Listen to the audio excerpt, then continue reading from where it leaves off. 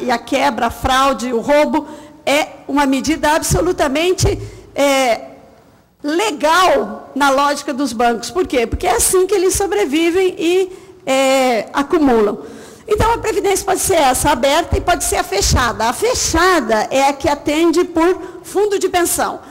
Bom, fundo de pensão, no Brasil, tem cerca de 368 fundos de pensão que administram fundos, planos de aposentadoria para várias outras categorias, e aí já chega a mais de 1.200 planos de aposentadoria no Brasil.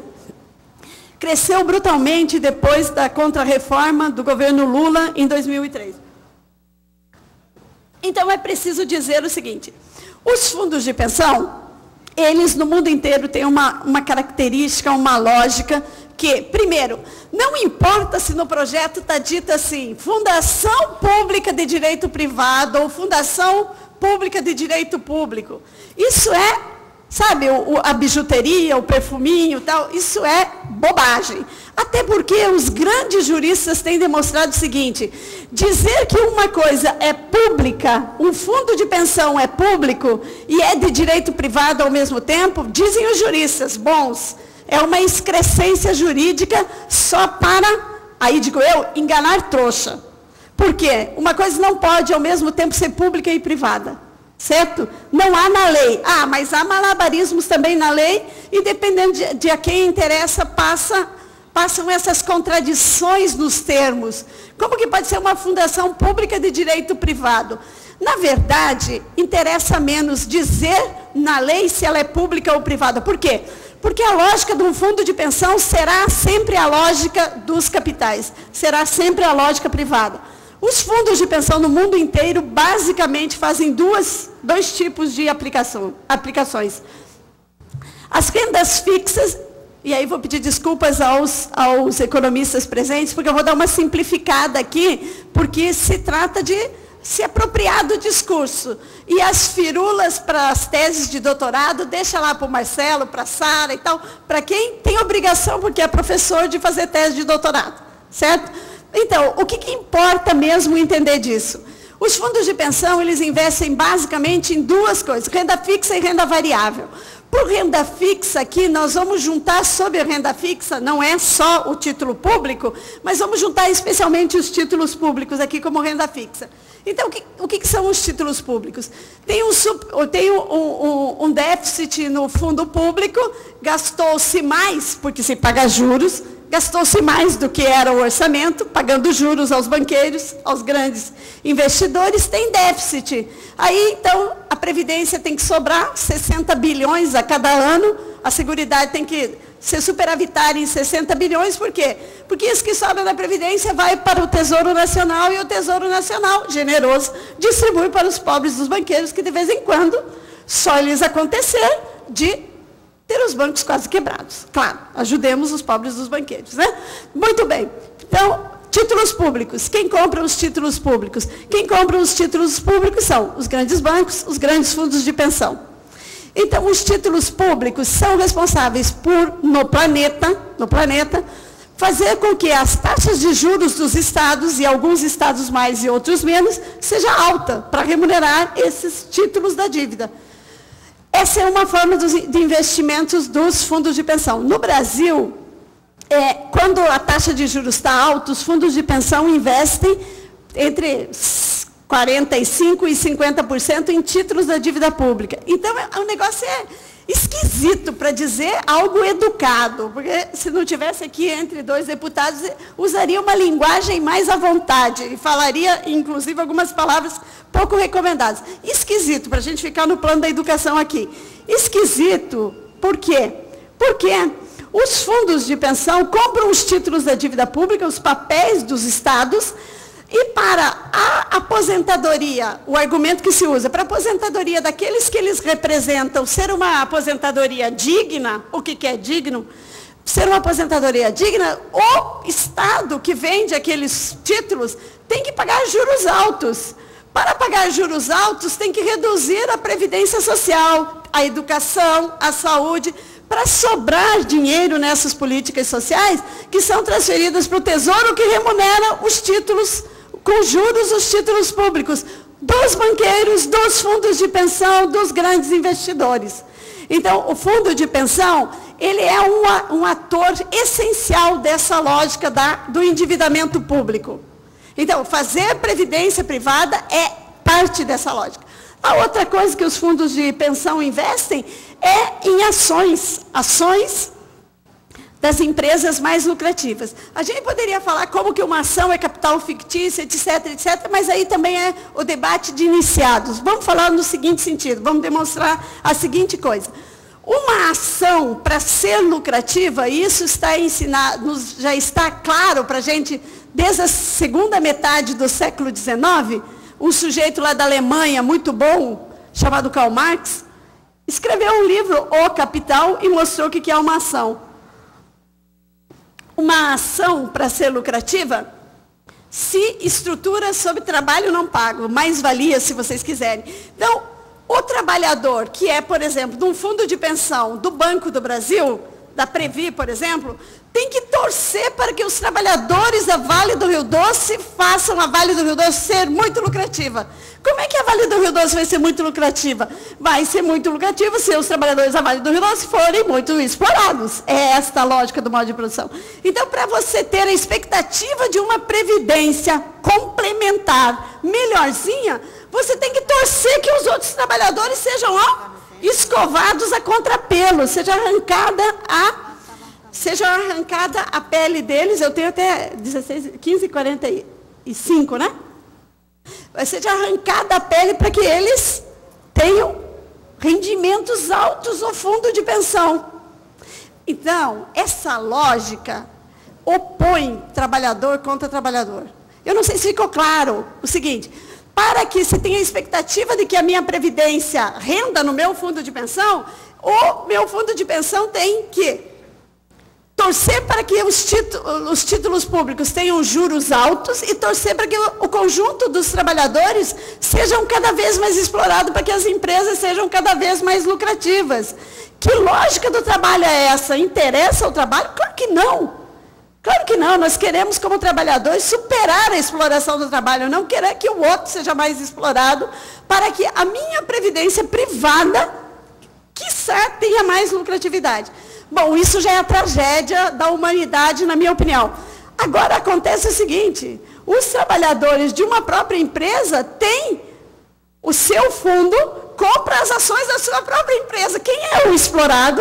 O cara que contribui para o fundo é cada vez mais explorado para que seu fundo seja um fundo cada vez mais rentável, maior. É essa lógica, meus caros companheiros e companheiras, que esse projeto 1992 quer implementar para nós, servidores públicos federais, estaduais e municipais.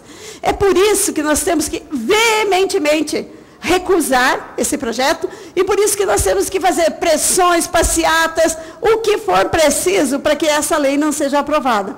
Por quê? Porque nesta lógica desta lei,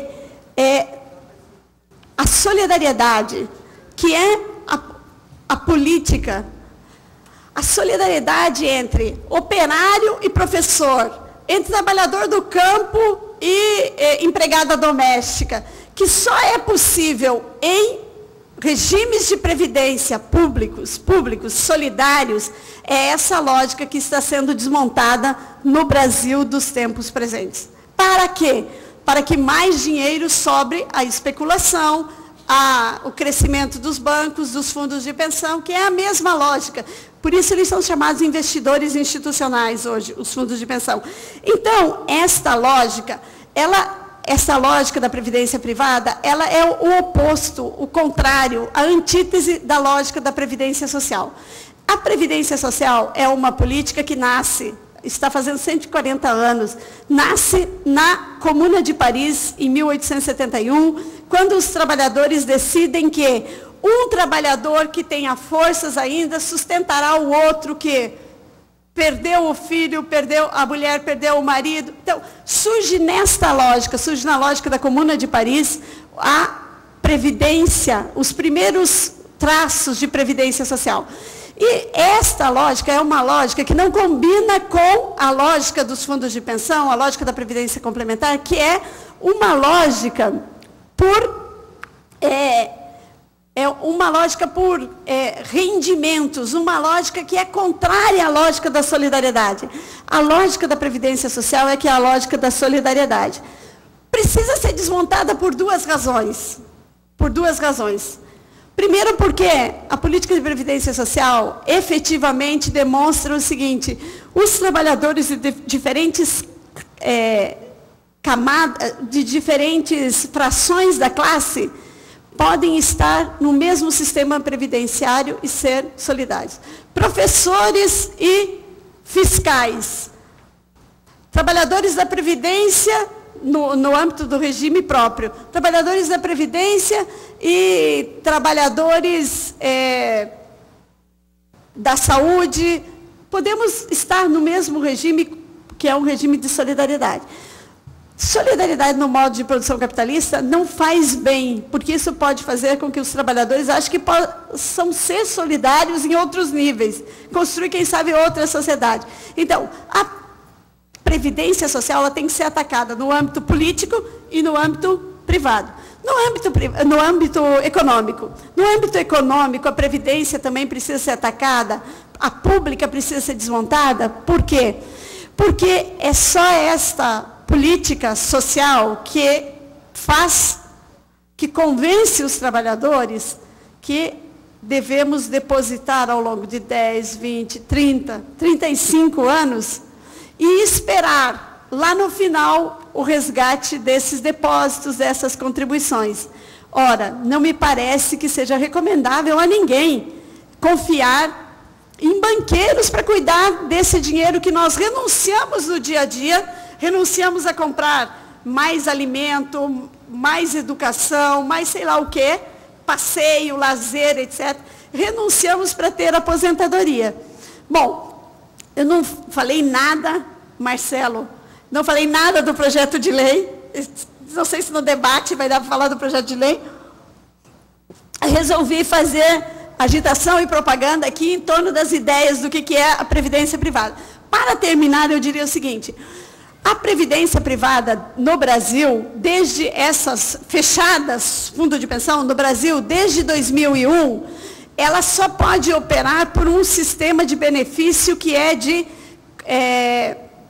contribuição definida. A previdência fechada, ela pode ser contribuição definida ou benefício definido. E no Brasil, desde 2001, não pode ser mais benefício definido. O que é benefício definido? Benefício definido é o seguinte: eu começo a pagar hoje, a minha vida de servidora começa aqui hoje, e vai até o final, a parede é o final da minha vida de servidora. Então, eu sei, eu estou falando da contribuição definida? Acho que me perdi aqui, desculpe, vou falar de novo. A contribuição definida é o seguinte: eu começo a contribuir hoje e eu sei quanto que eu vou contribuir daqui até lá. Eu não sei quanto que eu receberei. Receberei? Depende dos títulos públicos, da taxa de juros, das empresas capitalistas, de não ter falido, de não ter crise, de ter combinado com o Sarkozy, com a Angela Merkel, com o Obama, de ter combinado com os grandes capitais e os seus prepostos. Contribuição definida é isso. E ninguém poderá ter outra forma de benefício no fundo de pensão que quer se construir para os servidores públicos, senão essa. Então, eu sei quanto eu pago, eu não sei quanto que eu vou receber, percebe? Que coisa bonita? Uma beleza, né? São muito inteligentes. Agora, eu não sei como é que conseguem nos convencer que isso é bom para a gente. Isso que é mais grave. Benefício definido, que não existe mais desde 2001, só tem para quem já estava no fundo de pensão, é o seguinte: eu não sei quanto eu pago daqui até lá. Num ano eu pago 10, no outro ano eu pago 20, no outro eu pago 15, mas eu sei quanto que eu receberei. Sei quanto receberei se as empresas não falirem, por exemplo, percebe? Por isso, junto com essa modificação, ocorreu mais uma, que parece não ter ligação nenhuma. Qual foi? A lei das falências. Tem que modificar a lei das falências também, para aqueles que têm direito ao benefício definido não terem a precedência no recebimento da massa falida. Senão o pobre dos bancos também